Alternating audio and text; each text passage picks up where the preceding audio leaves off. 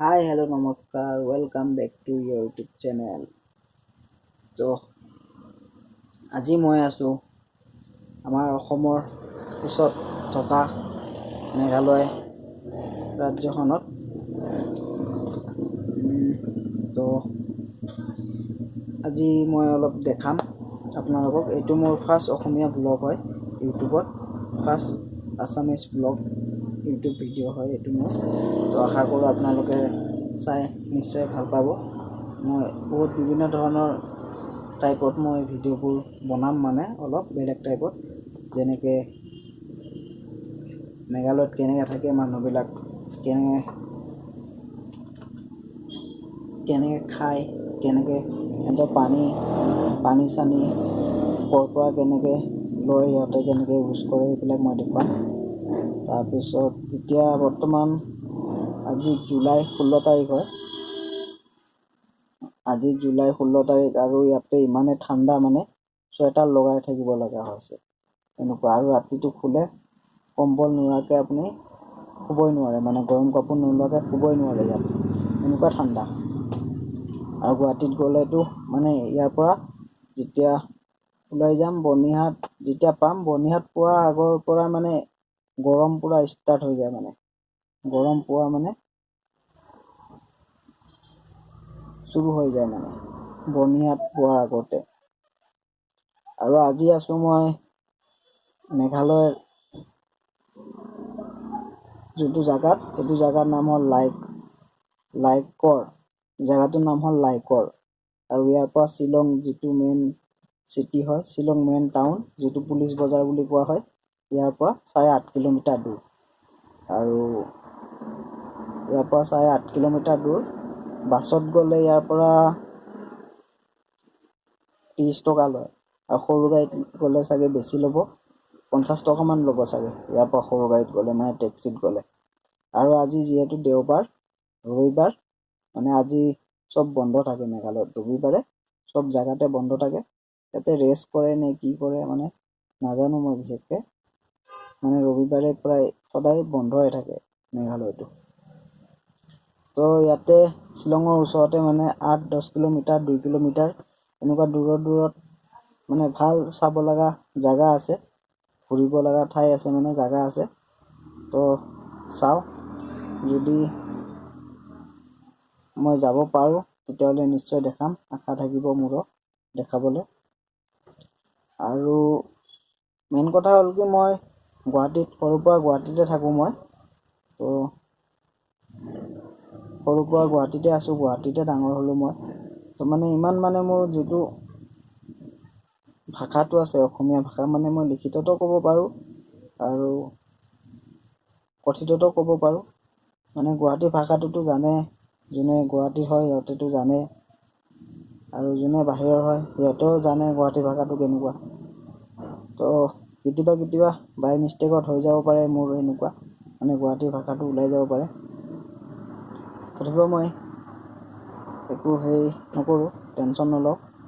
বাট মানে কি হ'ব, চাই লওঁ, মই গুৱাহাটী লেংগুৱেজতো ভিডিঅ' বনাব পাৰোঁ হয়তো, নহয়তো লিখিতত কিহত বনাম আৰু মুঠতে বনাম অসমীয়াত। মই হিন্দীত মোৰ এটা চেনেল আছে, চেনেলটো যদি মই ডিছক্ৰিপশ্যনত মই লিংকটো দি দিম।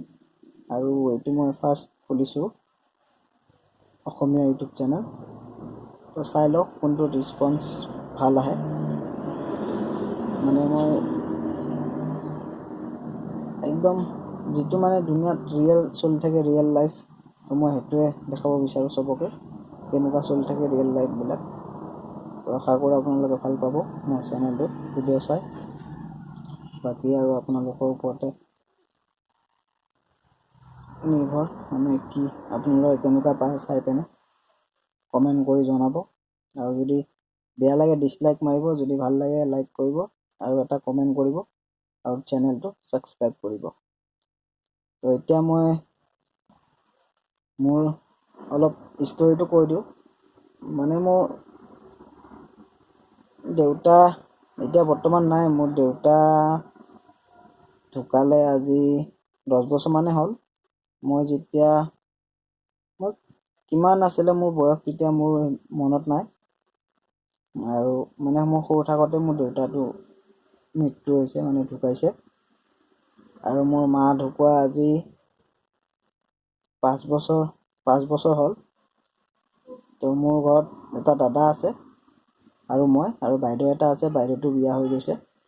তাৰপিছত আমাৰ ঘৰৰ মানে ইমান কণ্ডিশ্যন ভাল নহয়। ঘৰ বুলি ক'লে মইতো এতিয়া সৰুৰ পৰা মোৰ দেউতাৰ ঘৰ ক'ত আছিলে মইতো এইটো কথা গমেই নাপাওঁ। দেউতাৰ ঘৰত মই আজিলৈকে যাই পোৱা নাই। বৰ্তমান এতিয়া মোৰ 20 বছৰ হ'ল। আজিলৈকে মোৰ দেউতাৰ ঘৰ ক'ৰ আছিল মই একো গমেই নাপাওঁ। কিন্তু মাৰ ঘৰটো গম পাওঁ। মোৰ মাৰ ঘৰ হ'ল চাংচাৰিত, মোৰ মামাৰ ঘৰ চাংচাৰি।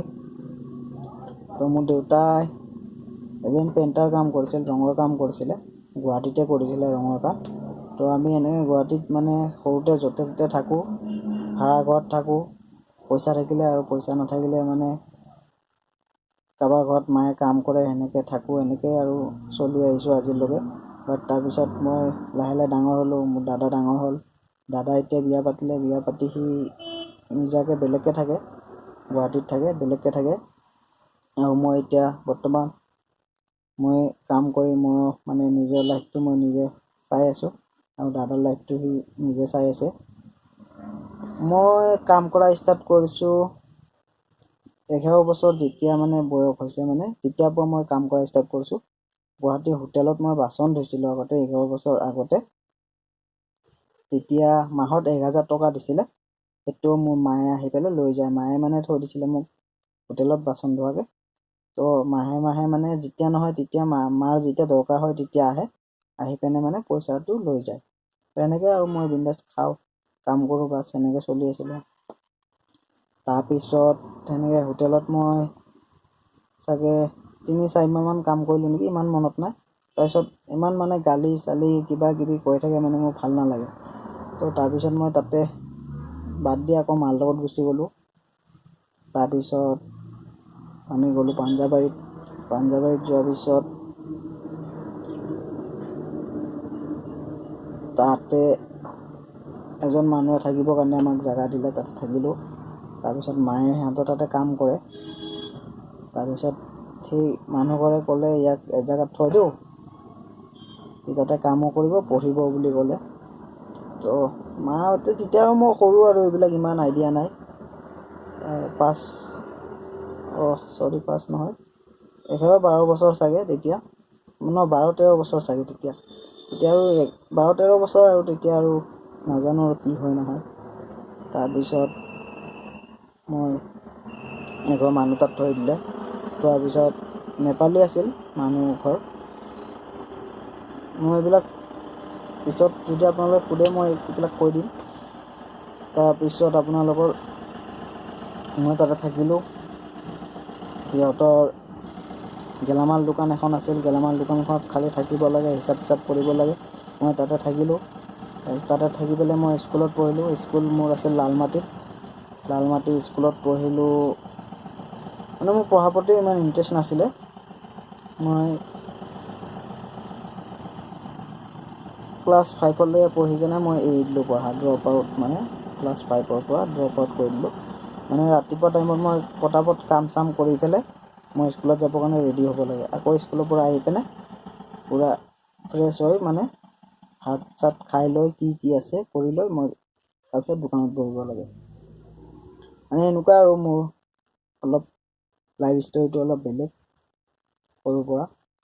তো আশা কৰোঁ আপোনালোকে আৰু পিছলৈকে মই গৈ থাকিম মোৰ লাইফ ষ্টৰিটো আপোনালোকৰ লগত শ্বেয়াৰ কৰি থাকিম।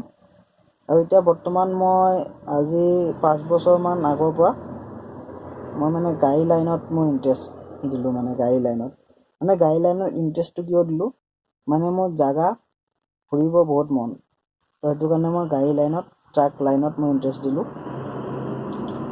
তাৰপিছত মই বহুত বিভিন্ন ধৰণৰ জেগাত গ'লোঁ। মেঘালয় ঘূৰিলোঁ, মিজোৰাম ঘূৰিলোঁ, তাৰপিছত ত্ৰিপুৰা ঘূৰিলোঁ, অৰুণাচল ঘূৰিলোঁ, অসমত ঘূৰিলোঁ।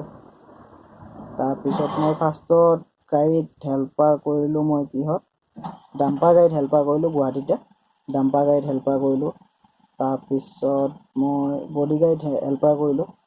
তাৰপিছত মই লাষ্ট আহিলোঁ মই অইল টেংকাৰত মোক এজন লগৰে মানে তেখেতে মোক এইটো অইল লাইনত মোক পঠালে। অইল টেংকাৰত মানে যোনবোৰ মানে আপোনালোকে দেখি পাই থাকে পেট্ৰল পাম্পবিলাকত যোনবিলাক মানে অইল মানে ইমান নাভাবিব যে অইলৰ চাকৰি নহয় আকৌ এইটো যে পেট্ৰল পাম্পবোৰত যে টেংকাৰবিলাকে যে তেল লৈ যায় সেইটো কেটেগৰীত আৰু যেনেকৈ আপোনালোকে দেখা পায় IOC থাকে, HP থাকে, BPCL থাকে, ভাৰত পেট্ৰলিয়াম, যিটো NIL আছিলে আগতে, এতিয়া ভাৰত পেট্ৰলিয়াম হৈ গ'ল।